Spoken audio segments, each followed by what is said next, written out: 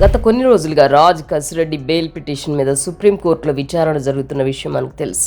ఈ సందర్భంగా సుప్రీంకోర్టు ధర్మాసనం చేస్తున్న వ్యాఖ్యలు చాలా ఘాటుగా ఉంటున్నాయి. ఈ వ్యాఖ్యలు జగన్మోహన్ రెడ్డికి ఒక విధంగా చెంపపెట్టు లాంటివి. మామూలుగా సుప్రీంకోర్టు ఆర్థిక కుంభకోణాల విషయంలో చాలా కఠినంగా ఉంటుంది. మద్యం స్కామ్ జరిగింది అనే దాంట్లో సుప్రీంకోర్టుకి ఎటువంటి సందేహం లేదు అని ఈ విచారణతో తేటతెల్లమైంది. కుంభకోణం చాలా పెద్దది. 3,500 కోట్ల స్కామ్ అని చెప్పింది అంటే సిట్ ఎంత పక్కా ఆధారాలు సమర్పించిందో మనం అర్థం చేసుకోవచ్చు. ఇప్పటిదాకా జగన్ నుంచి ప్రతి ఒక్క వైసీపీ నాయకుడు చెప్పే మాట ఒకటే, మద్యం స్కామే లేదు, అది చంద్రబాబు సృష్టి, మేము అధికారంలో ఉన్నప్పుడు నాణ్యమైన మద్యం అమ్మాము అని జగన్ రెడ్డి పదే పదే చెప్పేవాడు. జగన్మోహన్ రెడ్డి పెంచి పోషించిన రాజ్ కసిరెడ్డి ఈ స్కామ్ కి సూత్రధారి అని చెప్పడం ఒక విధంగా జగన్ కు షాకే అని చెప్పొచ్చు. అధికారంలో ఉన్న వాళ్ళ అండదండలు లేకపోతే ఇంత పెద్ద స్కామ్ ఎవరు చేయలేరు అనే కామెంట్ కూడా చేసింది అంటే అప్పుడు అధికారంలో ఉంది జగన్మోహన్ రెడ్డే కదా. సిట్ జగన్ కు సంబంధించిన ఆధారాలు ఇంతవరకు చూపెట్టలేకపోవచ్చు, కానీ ఒక ముఖ్యమంత్రికి తెలియకుండా